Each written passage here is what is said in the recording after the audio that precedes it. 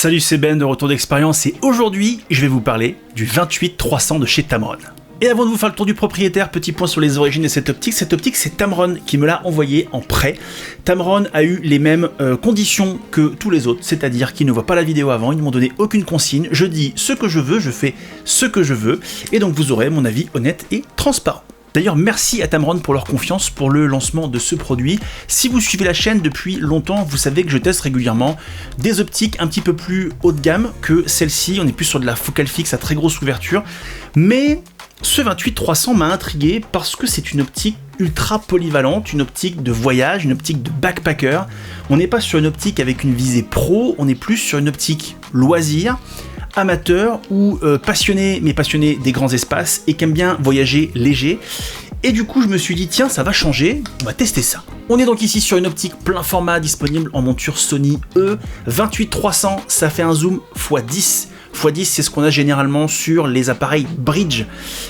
Tout ça pour un poids de 610 grammes et une hauteur non déployée de 12 cm et demi, parce que oui, le zoom ici se déploie. Cet objectif a une ouverture glissante, on est à f4 quand on est à 28 mm et on est à f7.1 en bout de course à 300 mm.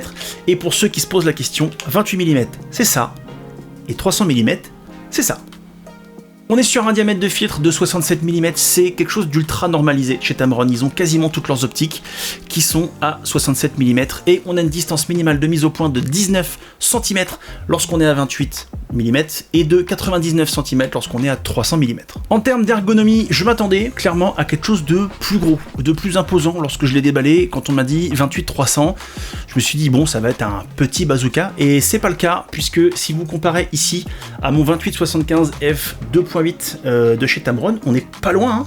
On a un centimètre, un petit centimètre d'écart, donc vraiment on est sur quelque chose de très compact. Donc on a une optique qui est très agréable à prendre en main, où les bagues tombent bien sous les doigts, on n'a pas d'acier là-dessus, on est entièrement en polycarbonate.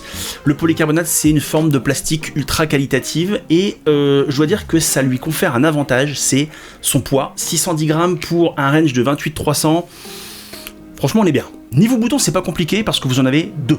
Vous avez un bouton personnalisable ici auquel vous pouvez attribuer une fonction grâce au logiciel Tamron Lens Utility, grâce au petit port USB qui est ici, et vous avez un bouton de lock qui est de l'autre côté, le bouton lock qui permet au zoom de ne pas se déployer lorsque vous ne l'utilisez pas. Bon, je sais pas si c'est parce que mon objectif est neuf, mais honnêtement j'ai essayé de le secouer dans tous les sens et à aucun moment le zoom ne s'est, là même si je tire dessus, il se déploie pas du tout. Donc ce bouton lock servira peut-être avec le temps et avec l'usure, mais honnêtement j'en ai pas tellement vu l'utilité, l'optique se tient globalement très bien. Comme je vous l'ai dit, on est sur un zoom à ouverture glissante, donc je vous ai listé les différentes ouvertures. À 28 mm on est à f4, à 35 mm on est à f4,5, à 45 mm on est à f5, 55 mm on est à 5.6, 80 mm on est à 6.3, et à partir de 180 mm on est à 7.1 jusqu'à 300. Cette optique dispose de la technologie VC, Vibration Compensation, ni plus ni moins, une stabilisation optique. Ce qui, pour la taille de l'objectif, mettre une stabilisation là-dedans, c'est pas mal. Alors on n'est pas sur la meilleure stabilisation du marché, hein, faut être clair. À 300 mm, ça va peiner un petit peu, ça aide, mais ça peine un petit peu. En dessous de 200 mm, je trouve que là, c'est plus constant, c'est plus agréable, et là on ressent vraiment le bénéfice. Dans la communication que j'ai reçue de Tamron avec le brief technique, c'est vraiment plus axé sur la vidéo, où évidemment quand on fait des plans, on essaye que ce soit un petit peu plus smooth, et donc du coup là, la stabilisation s'enclenche dès que vous êtes en mode vidéo, même sans enclencher le rec. Dès que vous êtes en mode vidéo, la stabilisation s'enclenche automatiquement. Quand vous êtes en photo, c'est pas le cas, mais dès que vous déclenchez à mi-course pour faire votre photo, là vous voyez la stabilisation, je vous mets des images en même temps, et globalement, c'est plutôt convaincant. C'est bien plus convaincant en photo qu'en vidéo, puisqu'en photo, vous n'avez pas besoin de marquer un mouvement, vous avez besoin de rester le plus stable pour choper ce que vous voulez, là où en vidéo, sur un plan même de 5 secondes, vous avez besoin que ce soit un peu près stable, et là, en dessous de 200, on est bien, au-dessus de 200, on est un petit peu juste. Mais encore une fois, avoir réussi à mettre une stabilisation même minime dans un objectif de ce range et de cette taille et de ce poids, c'est un très bel exercice. Et une fois qu'on a dit ça, optiquement, ça vaut quoi? Et ben niveau piqué, je suis assez surpris. Je suis agréablement surpris. J'ai souvenir de ce genre de range focal de l'époque du réflexe, chez Tamron ou chez d'autres, et je me souviens qu'à l'époque, je me disais... J'étais moins exigeant, mais déjà à l'époque, je trouvais que ça faisait un peu cul de bouteille. C'était compliqué d'avoir de la qualité optique, d'avoir un piqué à cette époque-là sur ces ranges focales. Et les temps ont bien changé. Alors je suis d'accord avec vous que qu'on soit sur du f4 ou du 7.1, on n'est pas sur des ouvertures maximum où du coup vous avez Un piqué qui est plus compliqué à avoir, mais quand même, que ce soit à f4 ou même à 7.1, en plein centre, c'est super propre. Franchement, c'est super propre. Sur les côtés, évidemment, on n'est pas sur une optique haut de gamme, on est sur un zoom avec une ouverture glissante, donc vous n'aurez pas les résultats d'une optique professionnelle. Clairement, sur les côtés, à moins de passer à 5.6, même 6.3, vous n'aurez pas quelque chose d'extraordinaire. Mais franchement, l'optique pour le public pour lequel elle est destinée, pour du voyage, pour du souvenir, pour des vacances, pour du backpack, pour de la rando, vous aurez des résultats super. Vous aurez en plein centre des images de super qualité. Et franchement, je m'attendais pas du tout à ça. Je m'attendais à être un petit peu déçu de la qualité et je l'ai pas été. Niveau bokeh, on pouvait craindre qu'à 7.1, le bokeh serait inexistant. Sauf que 7.1 à 300 mm, je peux vous dire que du full d'arrière-plan, vous en avez.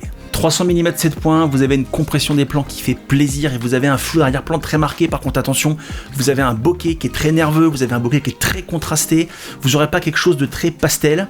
J'ai noté quand même sur certaines images, pas sur toutes, mais sur certaines images, que j'avais un bokeh qui était presque tournant à l'arrière. Ça veut dire que mon sujet au milieu était net, mais autour j'avais un flou qui formait comme un cercle autour, et c'est le genre de petite spécificité, alors que j'ai pas retrouvé sur toutes les images, mais que sur certaines. Sur des petites spécificités que moi j'apprécie beaucoup. Niveau flair, vous avez une petite bille de flair qui se balade un petit peu, mais quand on est à f4 ou à 7 points, c'est pas là que le flair est le plus marqué. Sur les objectifs à très grande ouverture, à 1.4, etc., quand vous êtes à contre-jour, là, vous avez du flair qui tape. Là, 4, 7, 1, sauf si vraiment vous êtes à contre-jour, vous aurez une petite bille, mais honnêtement, c'est pas gênant. Niveau aberration chromatique, pareil, f4, 7 points, c'est pas là qu'on en a le plus, mais on en a un petit peu.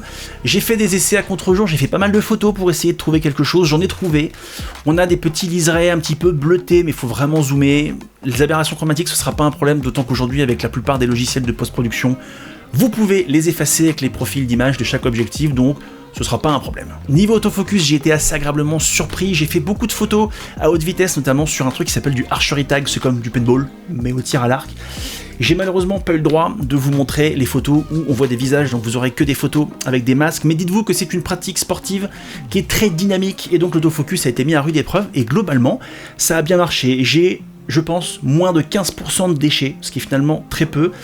Alors de temps en temps, j'ai eu des erreurs de back focus, sans comprendre pourquoi. J'avais ma cible qui était verrouillée, je fais une photo et d'un seul coup, paf, quand je regarde la photo après, le focus est derrière. C'est pas arrivé souvent, c'est même assez rare, mais c'est pas arrivé qu'une fois. C'est arrivé à plusieurs reprises, donc voilà, ça peut arriver que sur une rafale, d'un seul coup, hop, j'ai un back focus qui se fasse sans que je comprenne pourquoi. Mais globalement, l'autofocus est assez surprenant, il fonctionne très bien. Et donc en conclusion, qu'est-ce que je pense de ce 28-300 ? C'est un excellent compromis taille, poids, range focal, ouverture. C'est clairement une objectif de baroudeur, c'est le genre de truc qu'on met dans son sac à dos quand on veut partir, quand on veut avoir une seule optique qui fait tout, et qu'on fait des images de jour, parce que vous l'aurez compris, à 7 points, c'est pas du tout une focale qu'on pourrait utiliser en basse lumière, mais lorsqu'on veut un objectif à tout faire et qu'on veut emmener partout sans se casser le dos, pour 999€, parce que je vous l'ai pas dit, il sera lancé à 999€, c'est franchement un excellent compromis. En fait, moi j'ai eu l'impression d'utiliser mon 28-75, c'est-à-dire qu'en termes de légèreté, en termes d'usage, je l'ai trouvé super agréable à utiliser, et je m'attendais, pour le prix et par rapport à la cible auquel il est destiné, je m'attendais à avoir quelque chose avec des performances un petit peu amoindries, et c'est pas tellement le cas. Alors on n'est pas sur un objectif à grande ouverture, mais honnêtement, que ce soit en termes d'autofocus, de stabilisation qui est somme toute assez correcte, et de performance optique, de piqué, etc. Franchement, c'est cool, c'est le genre d'objectif que je me verrais bien emmener en vacances. Et alors si cet objectif t'intéresse, celui-là ou un autre, ou un boîtier, ou des accessoires, n'hésite pas à passer par Miss Numérique, qui est le partenaire de la chaîne, et à mettre mon petit code créateur RDEX. Je vous ai mis les liens dans la description. Vous, ça vous coûte pas plus cher. Moi, ça me permet de toucher une petite rétro-commission et de dire à Miss Numérique que vous venez de ma part. Ça permet de financer la chaîne, parce que les tests, tout ça, ça prend du temps, de l'énergie, et ça coûte un petit peu de sous, surtout quand il faut mettre du gasoil dans la voiture. Merci à vous. Si je devais lui faire un reproche, ce serait du coup le même que j'ai fait à l'époque du 28-75. On est sur un objectif qui est léger parce qu'il est en polycarbonate. Le polycarbonate, c'est un plastique dur et de très bonne qualité qui a l'avantage d'être extrêmement léger. Le problème, c'est que c'est du plastique, donc c'est vachement plus cassant que de l'acier. Et exactement comme je vous l'ai dit pour le 28-75, moi ce qui me fait peur, c'est qu'un objectif comme ça, lorsqu'on baroude, lorsqu'on fait de la randonnée, vous le faites tomber par terre, je pense qu'il est mort. Je pense que c'est un objectif qui va facilement casser s'il prend un choc. Alors évidemment, tous les objectifs, on se risque de casser, mais quand on est sur une optique avec des parties en acier, le risque est quand même amoindri. Là, sa légèreté m'amène à penser quand même que s'il tombe de votre sac à dos, s'il tombe de votre main, s'il tombe de votre harnais et qu'il se prend un caillou, je pense qu'il est définitivement mort. Mais c'est le prix pour voyager léger et pour avoir quelque chose de compact, parce qu'on aurait eu la même optique en acier, je pense qu'on prenait 250 grammes, 300 grammes facile, et du coup ça n'avait plus du tout le même intérêt. Donc, je pense que le choix que Tamron a fait ici est un excellent choix. J'ai tendance à croire, malgré son prix, parce que 999 €, c'est pas pour toutes les bourses, et en même temps, quand on a envie d'avoir une seule optique qui fait tout, c'est un investissement qui est rapidement rentabilisé, entre guillemets. Mais j'ai tendance à croire que cet objectif sera un best-seller. Je pense que Tamron va en vendre pas mal. C'est vrai qu'à l'époque du réflexe, quand on avait des ranges comme ça, on payait les optiques autour des 500-550 balles. Bon là, on est quasiment à 1000 €, donc après les temps ont changé, les technologies ont changé, et il y a encore 7-8 ans, on ne pouvait pas imaginer d'avoir un autofocus, une stabilisation, et le tout avec autant de légèreté. Donc voilà, cette optique, si vous partez en vacances et que vous voulez pas vous prendre la tête, je vous la recommande. Voilà, c'en est fini pour moi, j'espère que cette vidéo vous aura été utile, n'hésitez pas à vous abonner à ma chaîne YouTube, n'hésitez pas à vous abonner à mon Instagram, je sais jamais de quel côté c'est. Et en attendant la prochaine vidéo, prenez soin de vous. Salut.